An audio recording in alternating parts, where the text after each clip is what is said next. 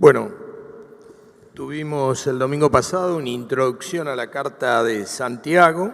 Ya nos quedó bien claro que es un libro práctico, o sea que es un libro que está a disposición para que podamos ejercer lo que la palabra de Dios dice. Leo oraba que el Señor aumente nuestra fe. Bueno, este es un libro para la fe, para incrementar nuestra fe. Y vemos que Santiago hace mucho hincapié en eso.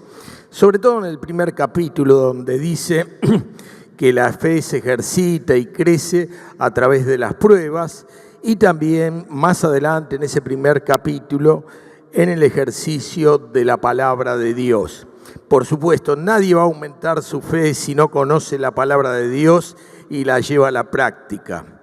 Pero también hay otro ingrediente que Dios pone en nuestras vidas, que son las pruebas, aquellas cosas que no esperamos, y un día, como así le apareció a Job al poner su pie en el suelo y levantarse de la cama, su vida cambió totalmente, su realidad fue distinta. Y es un buen ejemplo de pruebas, ¿verdad? Porque cuando soportó la prueba, como dice Santiago, lo único que recibió fue bendición tras bendición de Dios.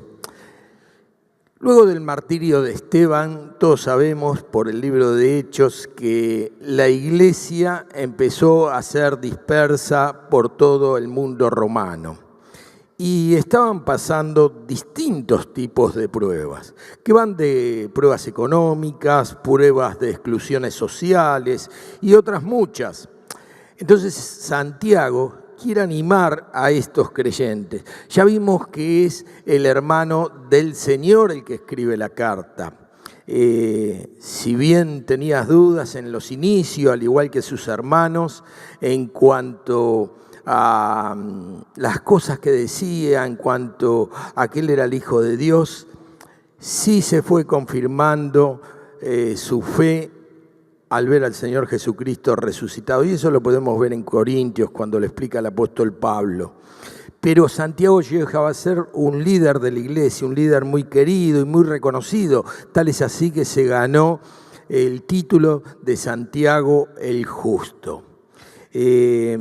Cuando estaba estudiando esta carta, hubo un hecho muy curioso. Ustedes recuerdan cuando el Señor fue llevado al pináculo del templo, esa esquina donde hay un saliente sobre el valle de Cedrón, y lo puso ahí en el pináculo, y Satanás le decía que se tirase, que los ángeles le sostendrían como estaba escrito. Y el Señor le contestó justamente con la palabra de Dios para salir de esa prueba.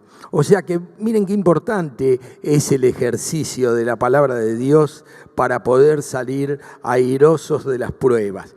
Pero también Santiago escribe esta carta para animarlos. Pero el hecho curioso que yo les mencionaba antes es que él también fue llevado al pináculo del templo por aquellos que se oponían a lo que él enseñaba. Y fue arrojado del pináculo del templo, que tiene aproximadamente 45 metros. Y dice Eusebio, un historiador, que luego se pudo incorporar a pesar de la caída y oraba por aquellos que lo habían tirado, quienes luego bajaron y lo apedrearon. Y así terminó la vida de Santiago.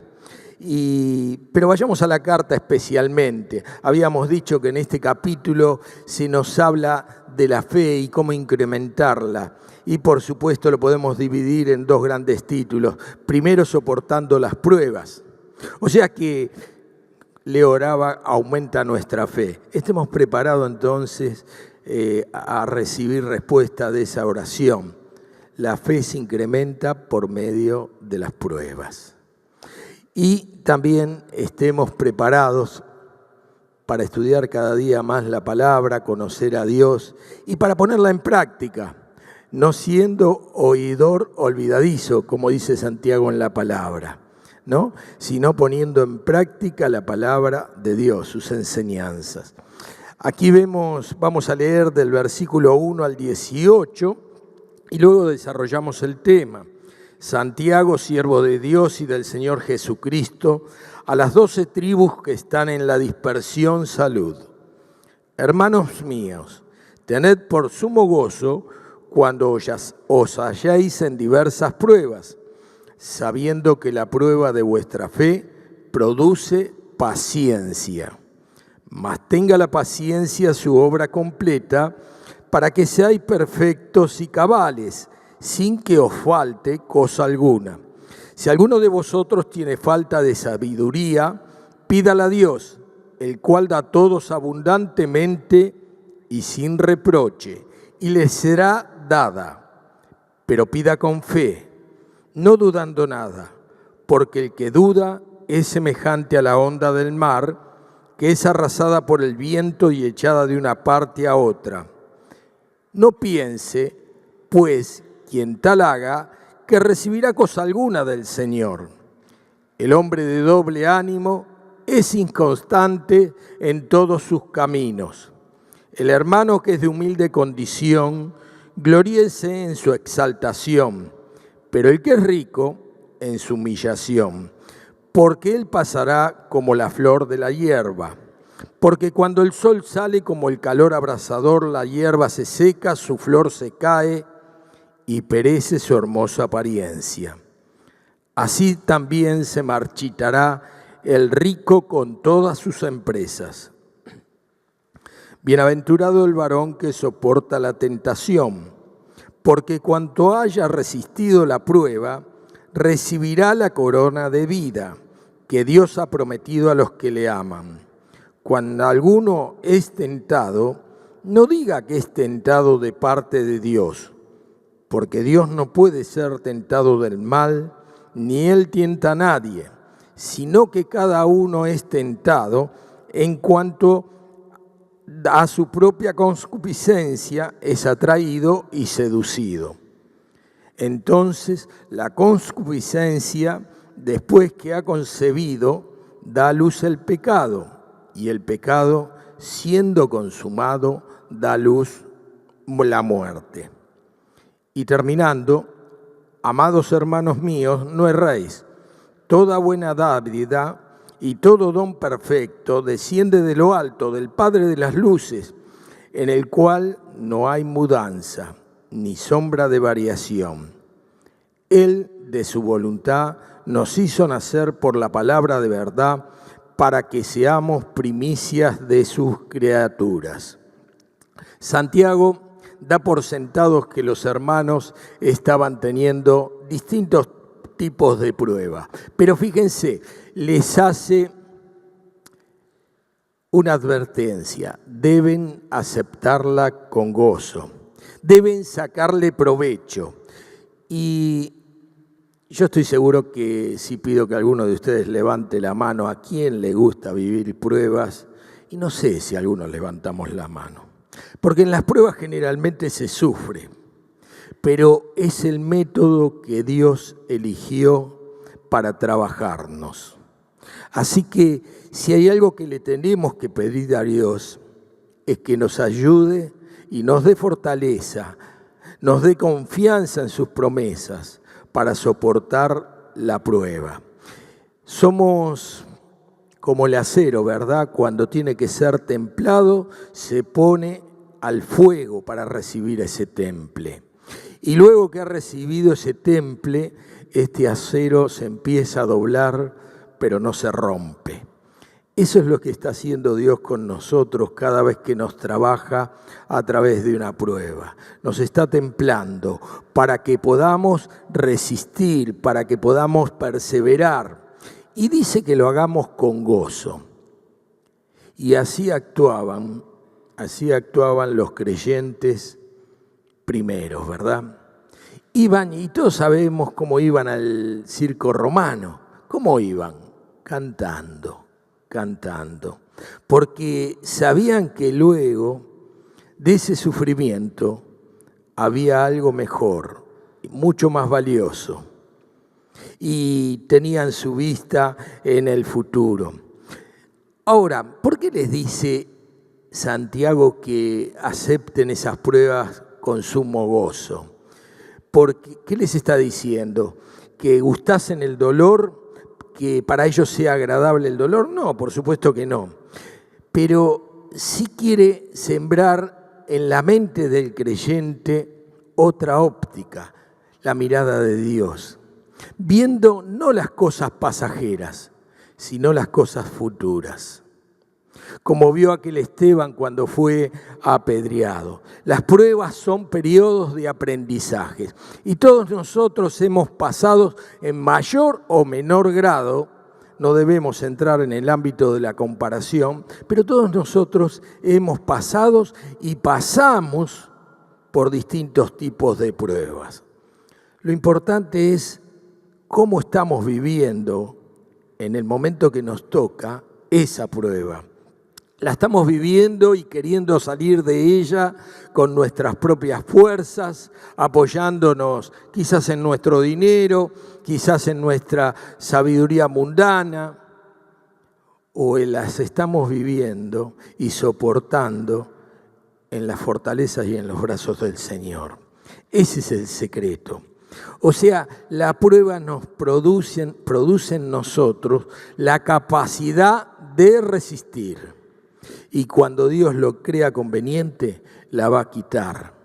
Porque Él nos está preparando para algo mejor. Miren lo que dice el apóstol Pablo a los romanos. Estaba hablando de la justificación, ¿no? Que la justificación es por fe. Pero cuando llega al versículo 3 del capítulo 5, dice que también nos gloriamos en las tribulaciones, sabiendo que la tribulación produce paciencia. Y la paciencia prueba, y la prueba esperanza, y la esperanza no avergüenza, porque el amor de Dios ha sido derramado en nuestros corazones por el Espíritu Santo que nos fue dado. Esto es lo que dice el apóstol Pablo. Y bien que estaba viviendo tribulaciones él permanentemente, ¿verdad? Y nunca vemos en sus cartas quejas por la situación que estaba viviendo. Ahora yo trataba de hacer un paralelismo con las pruebas cuando las vivimos nosotros. Automáticamente nos empezamos a autocompadecer, a veces nos quejamos también. Bueno, eso no agrada a Dios. Tenemos que sí orar a Dios y orar los unos por los otros para estar fortalecidos en las pruebas. Nuestro carácter justamente se revela, nuestro carácter cristiano, la presencia de Cristo actuando en nuestras vidas, justamente se revela en medio de las dificultades. ¿Y cuál es el fin? Bueno, Dios quiere guiarnos, como hemos leído, a ser perfectos y cabales. Ahí la palabra perfectos ya sabemos que no se refiere a que no tengamos ningún pecado. En ese sentido, al único que podemos mirar es al Señor Jesucristo. Pero sí se refiere a que seamos maduros espiritualmente. Y cuando somos maduros espiritualmente, vamos a ir soportando la prueba, vamos a ser de bendición para aquellos que nos rodean y también, una vez que hemos soportado la prueba, también vamos a ser de ayuda a otros que estén viviendo pruebas similares. Vamos a tener autoridad y testimonio para aconsejar y acompañarlos. O sea, si no tuviésemos pruebas, seríamos flojos, endebles, inmaduros. Y eso no es lo que quiere Dios. Dios trabaja nuestra persona a través de las pruebas. Nos guste o no nos guste. Nos prepara para responsabilidades a través de las pruebas. Responsabilidades presentes y también responsabilidades futuras que tendremos con Él en la eternidad. Dice en 1 Pedro, capítulo 1, versículo 6, en lo cual vosotros os alegráis, aunque ahora por un poco de tiempo, si es necesario, tengáis que ser afligidos en diversas pruebas. O sea, vemos que todos los apóstoles, toda la enseñanza apostólica nos guía a que tengamos presente que vamos a tener pruebas. Dios está haciendo una obra en nosotros, pero la va a realizar por medio de las pruebas. O sea que, ¿cuál tiene que ser nuestro anhelo, nuestra oración? Que el Señor nos prepare para soportar la prueba. Para el Señor nos prepare para ver qué nos quiere decir por medio de esa prueba. Está trabajando áreas de nuestra personalidad, de nuestro carácter. Dice en el versículo 7, para que sometida a prueba vuestra fe, mucho más preciosa que el oro, el cual aunque perecedero se prueba con fuego, se halla en alabanza, gloria y honra cuando sea manifestado Jesucristo, a quien amáis sin haberle visto, en quien creyendo, aunque ahora no lo veáis, os alegráis con gozo inefable y glorioso, obteniendo el fin de vuestra fe, que es la salvación de vuestras almas. Cuando afrontamos pruebas, tenemos que ver la realidad de lo que Dios nos quiere decir. Y frente a esa realidad tenemos que tomar decisiones. Quizás a veces nos sentimos desorientados y no entendemos por qué nos pasan estas cosas. No siempre nos pasan porque nosotros las hemos buscado, pero Job no buscó vivir esa prueba. Y no había nada en su vida que dijese, está viviendo esta prueba porque hizo aquello. No, Dios permitió esa prueba. Era un hombre bien considerado por Dios y también por la sociedad de su tiempo. Pero frente a las pruebas tenemos que tomar muchas decisiones y no estar desorientados, porque tenemos quien nos oriente, y el que nos puede orientar es Dios. Santiago nos dice cómo afrontar esa prueba. Dios es la fuente de sabiduría. Entonces le tenemos que pedir a Dios de esa sabiduría. Él está dispuesto a darlo. Ahí dice que da abundantemente y sin reproche. O sea, si Dios nos quiere dar sabiduría para saber cómo tenemos que obrar, cómo tenemos que manejar nuestras emociones con su poder, con la guía del Espíritu Santo, cómo tienen que ser nuestras palabras y nuestras decisiones, pidámosle a Él sabiduría. Pero hace una aclaración el Santiago. Acá dice, sin dudar en nada. Necesitamos tener discernimiento práctico, sobre todo en este tiempo, donde escuchamos muchas opiniones, pero la única opinión que vale es la que da la palabra de Dios. Y nuestro discernimiento práctico es lo que nos va a ayudar a razonar y tomar decisiones que sean conforme a la voluntad de Dios, que es agradable y perfecta. Acá dice que Dios está dispuesto a darnos sabiduría abundantemente y sin reproche. O sea, Él está dispuesto a prestarnos atención en nuestras oraciones. Tenemos libertad para entrar a su trono de gracia en el nombre de Cristo. No tenemos que pedir permiso. Entramos en el nombre de Cristo. Las puertas están abiertas. Y le podemos pedir a Él sabiduría. Una persona que es inestable, dubitativa, no agrada a Dios. Todo lo que hagamos debemos hacerlo sobre la base de la fe. Cuando hagamos algo, cualquier tipo de actividad que no está sobre la base de la fe, esa actividad es humana y no agrada a Dios. Y una persona dubitativa quiere decir que considera por un lado el consejo de Dios y por otro lado el consejo del mundo, y aquí lo compara como las olas del mar que se levantan y vuelven a caer. No es una persona que va a recibir el apoyo de Dios. Es una persona que tiene su lealtad dividida.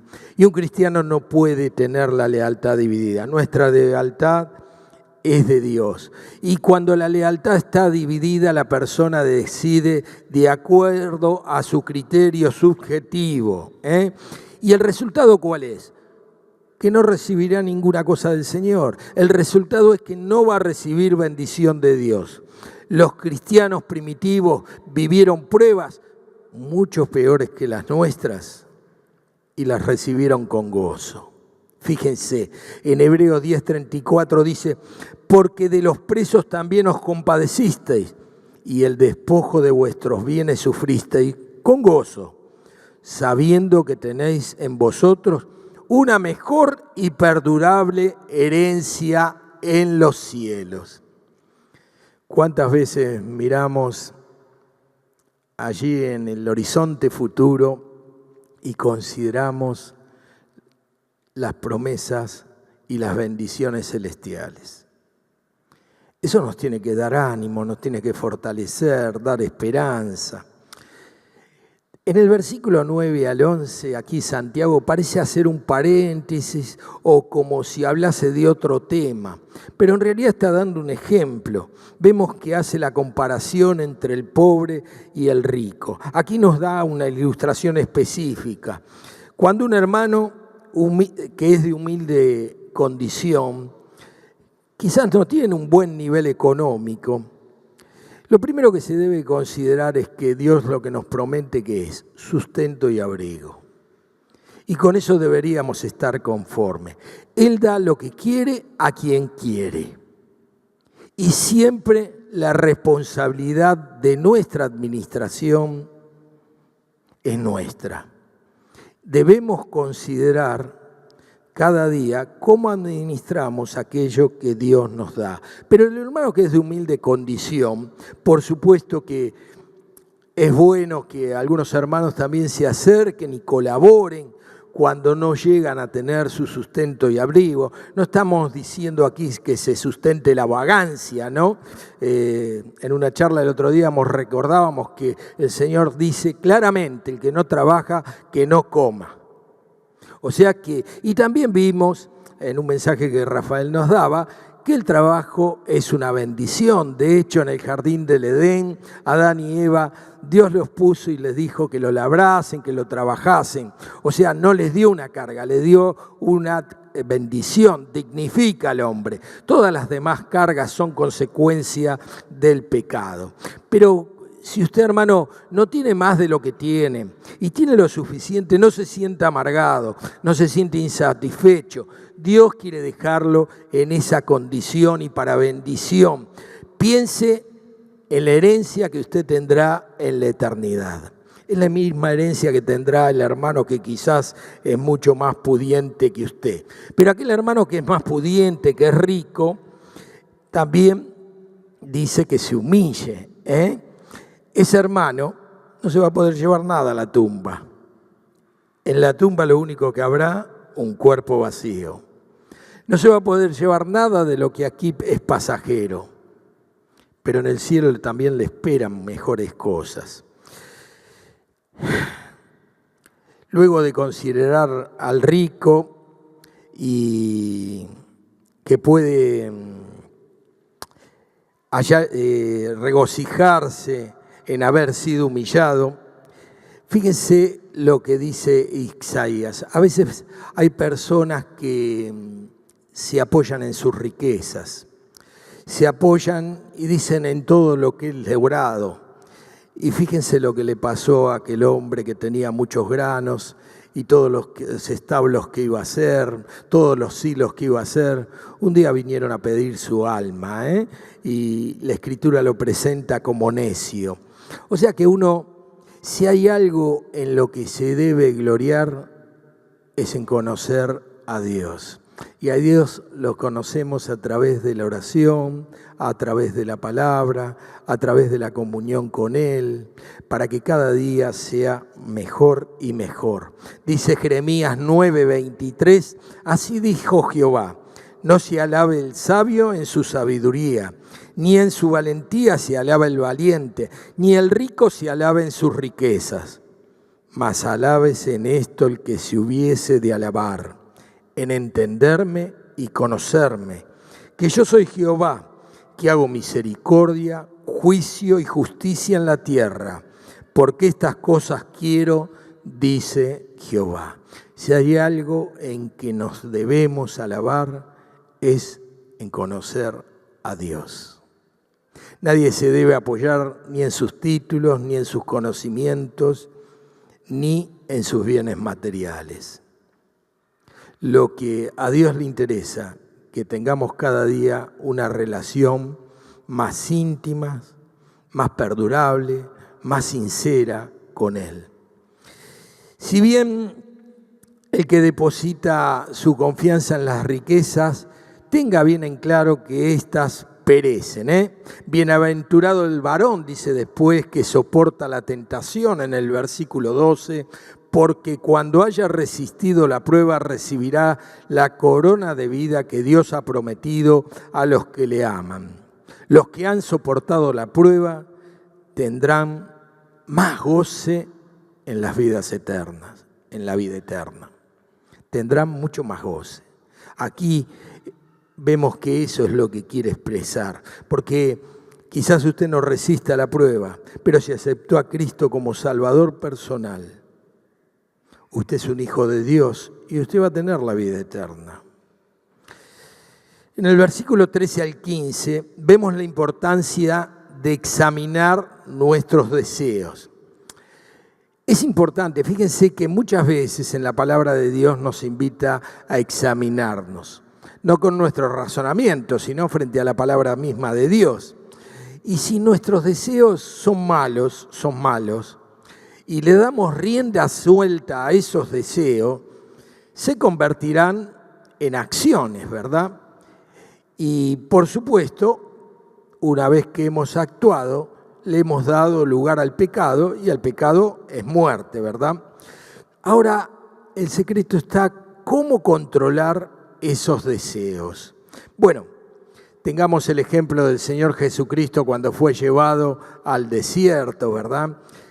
¿Cómo evadía o cómo resistía a las tentaciones que se le planteaban? Con la palabra de Dios. Fíjense en la importancia de que vayamos conociendo cada día más la palabra de Dios, de tenerla en nuestra mente para ponerla en práctica. Lean el capítulo 4, versículo 1 al 11, y ahí van a ver al Señor Jesucristo contestándole a Satanás, ¿cómo está escrito? De esa manera, esa era su respuesta. Y vemos que Satanás al final huyó de él. Dice también en 1 Corintios el apóstol Pablo, para animar a aquellos que están soportando prueba, no os ha sobrevenido ninguna tentación que no sea humana, pero fiel es Dios que no os dejará ser tentados más de lo que podéis resistir. O sea que todo tiene un límite. Dios nos conoce, sabe hasta dónde podemos resistir. Si no, quedará también juntamente con la tentación la salida para que podáis soportar, para que podáis aguantar, para que puedan resistir. Esta es una promesa. Dios no nos da las pruebas para arruinarnos la vida, sino para perfeccionarnos. Y cuando caemos en una tentación, no debemos echarle la culpa a nadie. Esta es una de las cosas más viejas, ¿verdad? Desde Adán y Eva. Adán un poco más termina echándole la culpa a Dios, la mujer que me diste. Eva la serpiente. Siempre se quieren transferir culpas cuando uno cae en error, ¿verdad? Es muy humano eso. Lo que tenemos que hacer es lo que hay que hacer. Ir delante de la presencia de Dios con sinceridad, no por el miedo al castigo, sino ir delante de la presencia de Dios con sinceridad y pedirle perdón en el nombre del Señor Jesucristo. Recordemos que la sangre de Cristo nos limpia de todo pecado. El apóstol Juan, el amado del Señor, dice años más tarde, hijitos míos, en el capítulo 2 de 1 Juan, estas cosas os escribo para que no pequéis si alguno hubiese pecado. Abogado tenemos para con el Padre a Jesucristo el justo. A Jesucristo el justo. Él está pendiente de nuestra vida y nos quiere conservar limpios para que tengamos una genuina comunión con el Señor. Por último, los versículos del 16 al 18, si ustedes lo leen bien, van a ver que hay un contraste en los resultados de los malos deseos y Santiago nos invita frente a esos resultados a considerar a Dios. ¿Por qué? Porque de Él viene todo lo bueno, todo lo perfecto, todo lo bueno viene de Dios. Y para Él somos una posesión valiosa. Y vaya si lo somos, que entregó a su Hijo Jesucristo a morir en una cruz, a apartar su rostro de Él, como hemos escuchado esta mañana, a cargar en Él el pecado de todos nosotros. Era su Hijo, su único Hijo, por amor a cada uno de nosotros. Y nuestra vida tiene un precio: la sangre preciosa del Señor Jesucristo. O sea que, ¿a qué nos lleva esta carta tan práctica? Hermano, a vivir cada día en dependencia del Señor. Él va a responder a nuestras oraciones de fe, pero sin dudar, por supuesto, para guiarnos a buenas decisiones, para que tengamos buen discernimiento, sobre todo cuando pasamos por pruebas, y para que nuestra fe crezca. Dice en Hebreos 11:6, pero sin fe es imposible agradar a Dios. O sea, queremos agradar a Dios, tenemos que tener fe. Fíjense que no mucha tampoco, ¿no? Porque el Señor Jesucristo dice, si vuestra fe fuera como un grano de mostaza, diría a este monte que se corra de un lado al otro y lo haría, ¿verdad? O sea que si queremos tener fe, estemos preparados para que Dios nos dé sabiduría y fortaleza para soportar las pruebas. Yo sé que hay muchos hermanos en esta congregación que están soportando pruebas y duras pruebas. Pero Dios los está preparando para bendición de sus vidas y también para bendición de nuestras vidas. Tomemos ejemplo de ello. Nadie puede decir esto no me va a pasar. Nuestra vida está en las manos de Cristo, en las manos de Dios, y Él sabe en qué áreas de nuestra vida nos tiene que pulir. Dios quiere reproducir en nosotros el carácter de Cristo. Y este es un proceso del cual no nos podemos evadir. Es un proceso que va a través de las pruebas, las cuales pueden no ser agradables, pero dice en Hebreos 12:11, y con este versículo termino, es verdad que ninguna disciplina al presente parece ser causa de gozo, sino de tristeza, pero después da fruto apacible de justicia a los que en ella han sido ejercitados. Así que, hermanos, ahora que oremos, tengamos en cuenta en nuestras oraciones que Dios nos prepare, porque si queremos crecer, si queremos madurar espiritualmente, queremos que nuestra fe aumente, no nos podemos escapar de los caminos que Dios eligió. Y uno de esos caminos son justamente las pruebas a las cuales tenemos que responder con el poder de Cristo por medio de su Espíritu Santo actuando en nuestra vida.